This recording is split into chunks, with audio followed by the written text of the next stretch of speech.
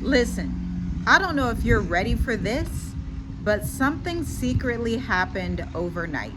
Or at least it was overnight for me. Listen. Trump's secret Iran Israel war meeting just took place.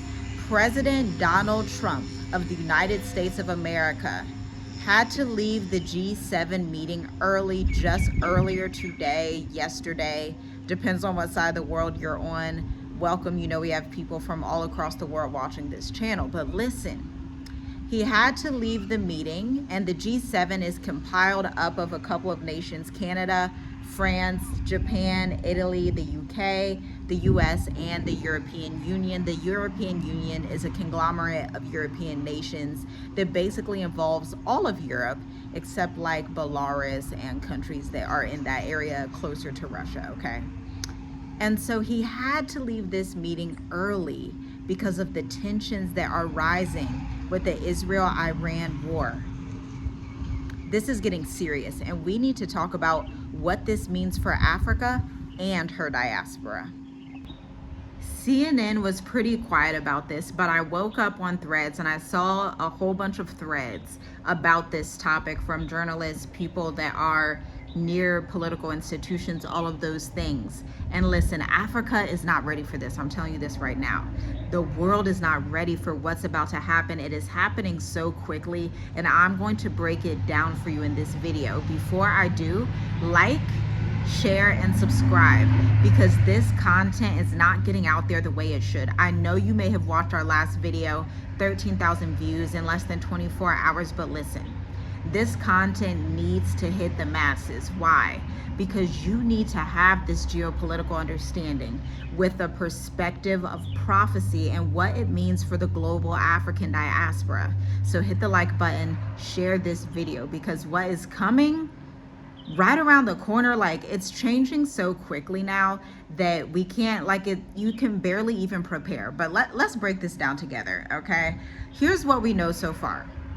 Trump met privately with military and foreign policy advisors to discuss escalation if Iran retaliates. Iran has already been retaliating. You may not know, but shout out to Lisa Cabrera's YouTube. I watched those videos, and Iran is basically annihilating Israelis, okay? They're annihilating that place, that land that they designated as Israel in around 1946, okay? Let's just put it like that.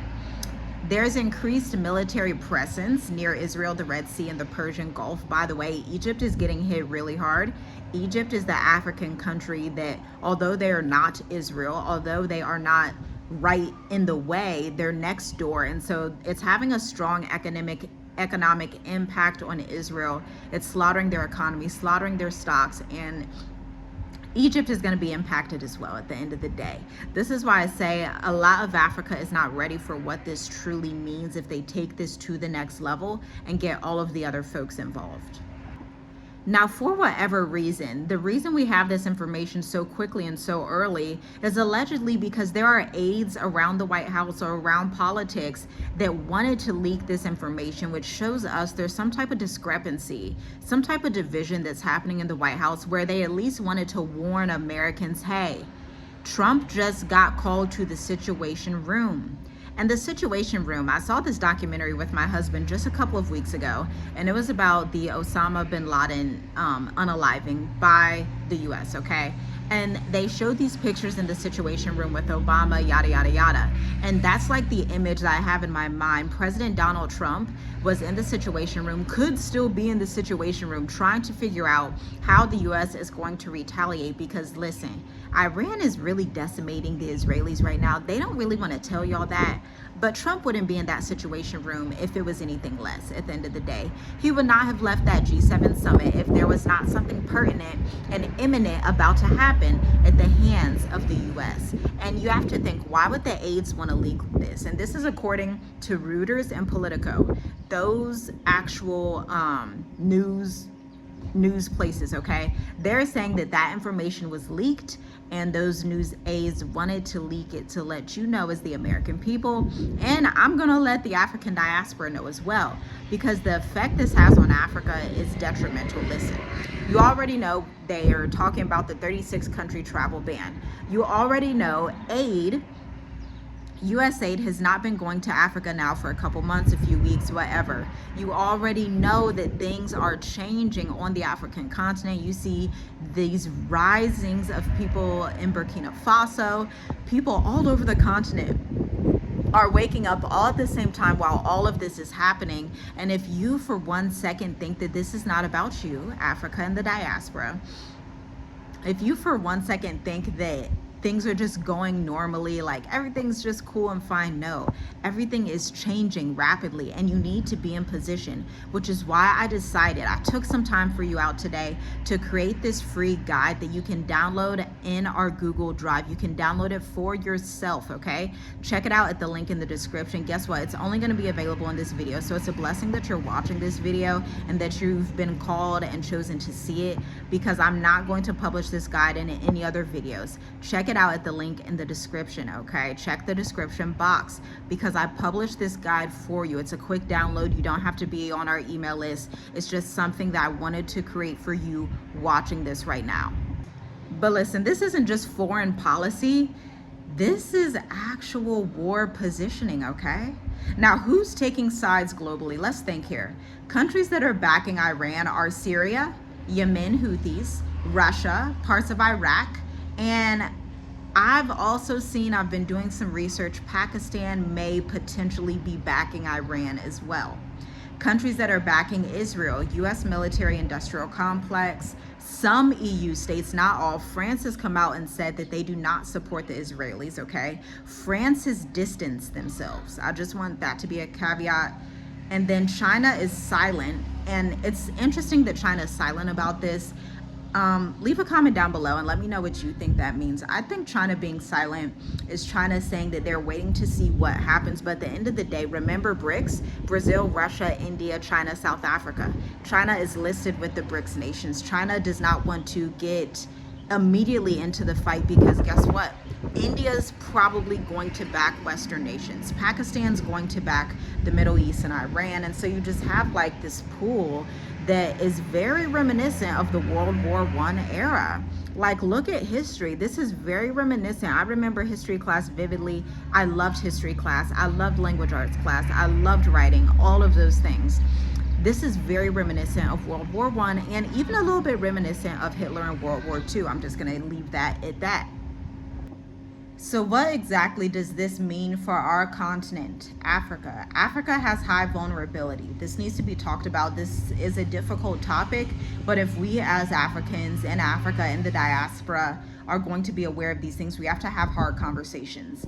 Africa has high import dependency on oil, wheat, and tech parts, okay? So obviously, with the full-scale war invasion, it's already World War III. Even if they're not calling it that, just understand, by like 2050, 2070, people are gonna look back on history and they're gonna call this World War III. They're gonna look back at the 2020s and say, that was a crazy era. Just like we look back at the 1914s to the 1940s and say, okay, that was World War I, World War II eras, right? Remember, the Great Depression also hit Western economies at that time, right? We're looking at history, we're looking at themes, we're looking at patterns. Now, global shipping routes in the Red Sea is going to cause disruptions. Think Djibouti, think Kenya, think Eritrea. Flight route interruptions are going to take place. Now, if you are someone that understands flight routes, for example, when we flew to Africa back in 2020, we went from Ohio to Istanbul, Turkey, down to Dar es Salaam, Tanzania, okay? Now, Istanbul is in Turkey, which is not far from the Middle East. Understand that. So that means flights that are potentially in Qatar, potentially in the Dubai, United Arab Emirates, definitely in Israel, definitely in Iran, potential definite in Egypt, are all going to be flagged, stopped. Those airspaces may not be functioning. So if you are traveling to the continent, traveling out of the continent, it's going to look a little bit iffy. It's going to look a little bit risky, okay? It's going to look like you're going to have to divert in some places, or what would be better is that you just stay where you're already at and see if you can like maneuver in different territories where you're already at. Because at the end of the day, you're not going to be able to fly through Israel. You're not going to be able to fly through Iran. You're not going to be able to fly through those places. Now, Turkey is probably still operational, but for how long, right? Turkey is somewhat neutral You don't really know, but they're Turks, you know, they're right by Iran. I mean, I imagine these two ancient kingdoms have some pretty strong ties, right? And so you have to think, which side are they really going to choose? Now, we've talked enough about the troubles that Africa may encounter, but I do believe that Africa is going to end up rising out of all of these tensions. I know it. I can see it. I can feel it.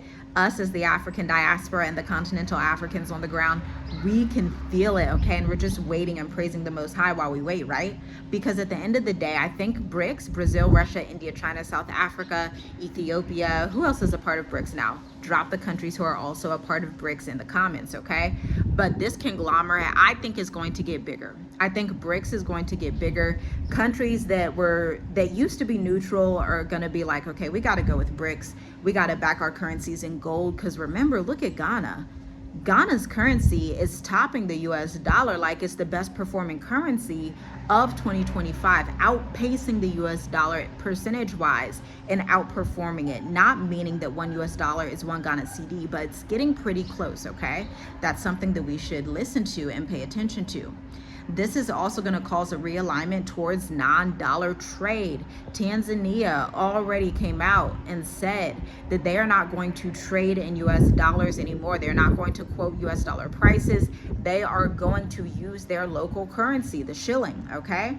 And then the other part with African diaspora, and I'm talking about both continental Africans who may be from like Ghana, Nigeria, Tanzania, Kenya, South Africa, Cameroon, okay, Congo, all of those people who are in America, who are in the UK, who are in France, who are in all of these places are being called back to their homelands. They're being called back to Africa. They're being called to say, hey, we have these African diaspora in America, these African diaspora in the UK, France, Germany.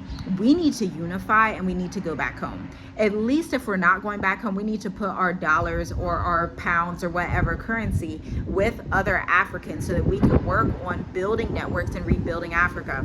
So you're going to see a strong pull for Africans coming back home. It already started a little bit prior to 2019, but it's going to accelerate now in war times, because anytime there's war, your brain as a human is automatically going to go back to, where do I feel safe? Where do I think is the best place to be?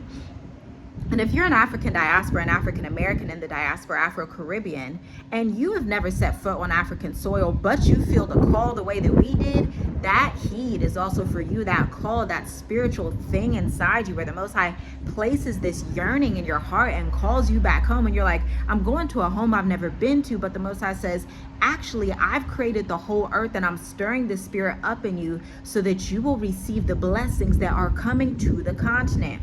This is that time. This is the time, Isaiah 60, arise and shine, for your light has come, and the glory of the Most High will be risen and seen upon you, Africa.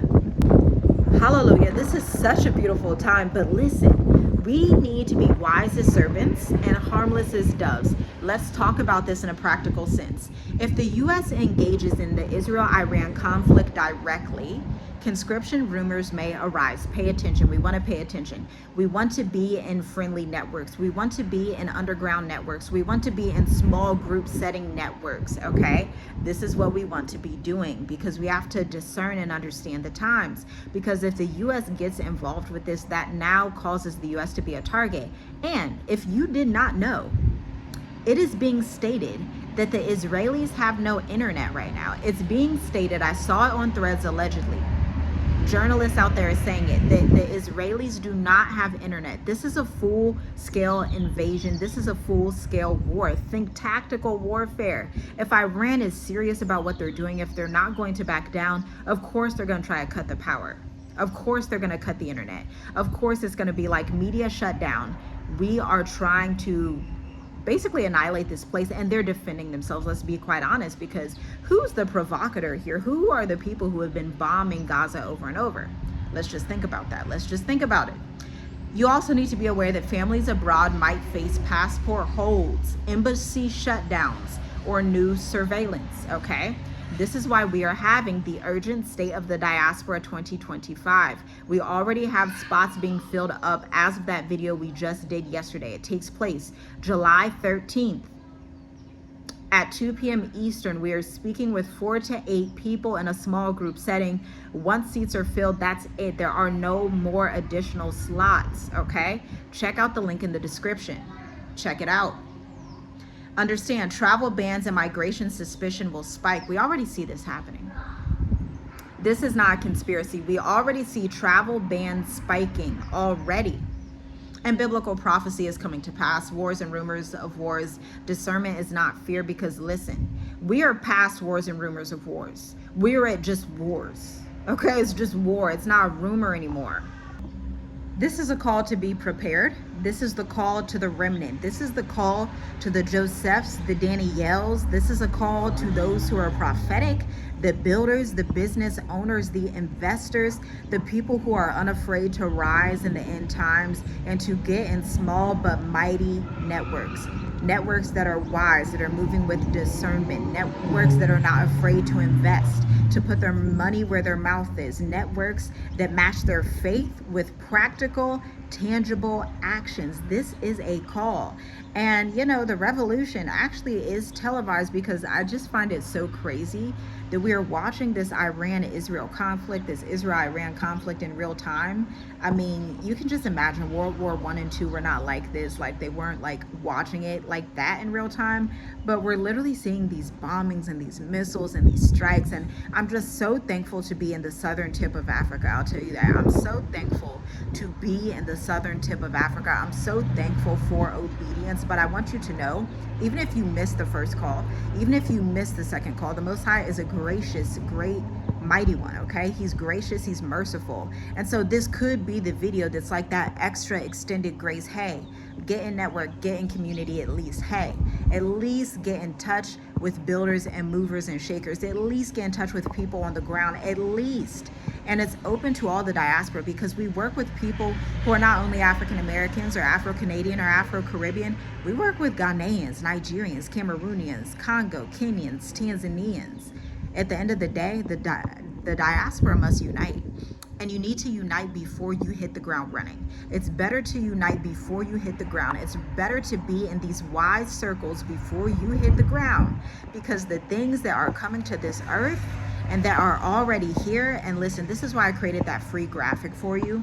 Again, check out the link in the description, the link in the comments. It's called Implications for the Diaspora. I break down destabilization, military spending, geopolitical shifts, security concerns, economic impact, diaspora tensions, migration pressure, and engagement challenges. Check out the graphic. I created it for you today because it's been stirring on my heart. You know, I'm a strategist.